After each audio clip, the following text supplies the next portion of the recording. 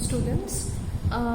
This is a topic on causality, and this is for fourth semester, and this is of your topic of your fifth unit. Now you have a topic on Hume's theory of causation. But before going to Hume's theory of causation, our today's video will be on the theory of causality. So first of all, we need to know what is a cause. To enter into the theory of causality, we should know first of all what is cause.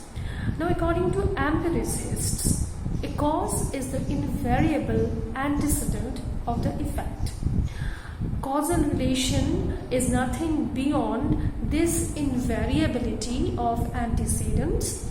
Cause cannot be regarded as a force or power in our sense experience.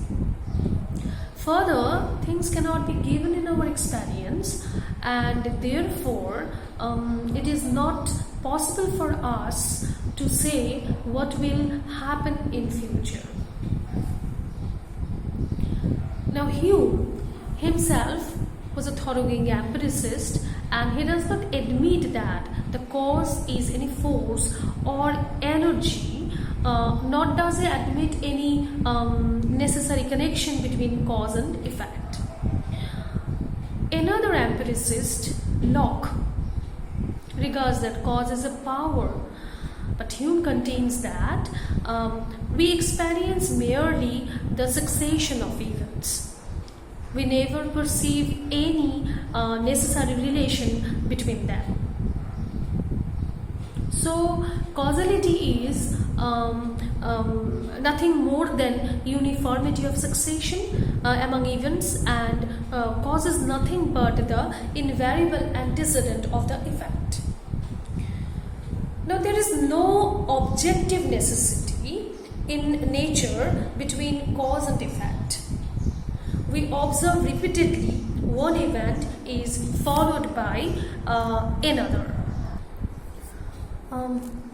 This constant and invariable conjunction of events, and from the habit of expectation, that since one event has happened, the other event will follow.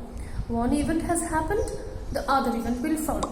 So the idea of necessary connection is subjective and does not exist in the world of events. But a cause cannot be regarded as merely an invariable antecedent of an event, because day is invariably followed by night, but the day is not the cause of night. So, J.S. Mill, John Stuart Mill, defines cause as the unconditional invariable antecedent.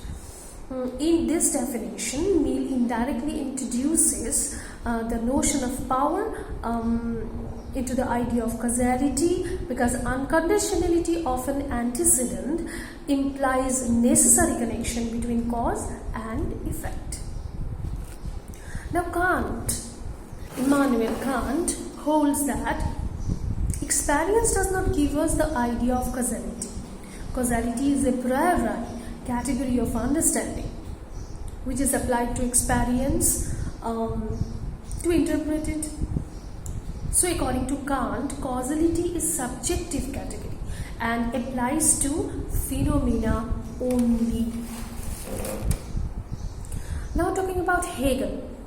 Hegel regards the finite mind as the finite reproduction of the absolute mind. You have gone through about Hegel in case of idealism, where he says about the absolute mind. So he says that regards that the finite mind as the finite reproduction of the absolute mind.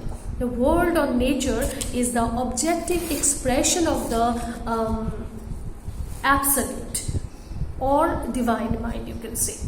Thought and reality are at the bottom identical, and therefore the category of the mind is also the category of nature. So, the necessary connection between cause and effect is not only subjective but also objective according to Hegel. Now, Russell Russell does not regard the relation of causality as one of the necessity. To him, the relation of causality is nothing but one of correlation. Alexander views causality as a categorical feature of the existence. Every object can be viewed from two angles of vision, that is static and dynamic. Viewed in its static aspect, an object is called a substance, and viewed in its dynamic aspect, it is called a object. The object is called the cause. Whitehead holds that reality can never be conceived otherwise than as a process in which everything is connected with every other thing. In this process, we can say the foregoing event is the cause and the succeeding event is the effect.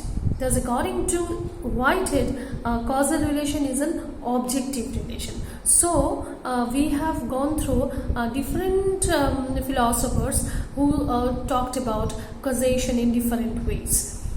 So, now it will be easier for you to find out what and why Hume calls about or says about causation. So this video is on the overall concepts of causation of different philosophers. So in our next video we will come up with Hume's theory of causation.